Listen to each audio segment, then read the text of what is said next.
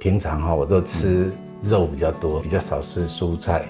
最近可能排便很不顺了，便秘也蛮严重的，我是不是可以吃益生菌？肉食比较多嘛，对，其实这样子就蛮容易导致一些便秘的问题。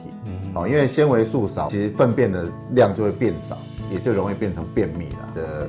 青菜水果可能要增加。那我们目前建议的量就是你一餐的青菜量就是你手的拳头这么大。益生菌的补充，它除了可以降低肠道的发炎，可以增加我们肠道里面的这个健康，对于排便状况其实也会有帮助。你如果开始补充益生菌，更需要吃多一点的蔬菜跟水果，因为这些蔬菜跟水果它其实是我们的益生菌的这些养分了，所以我们叫它益生元。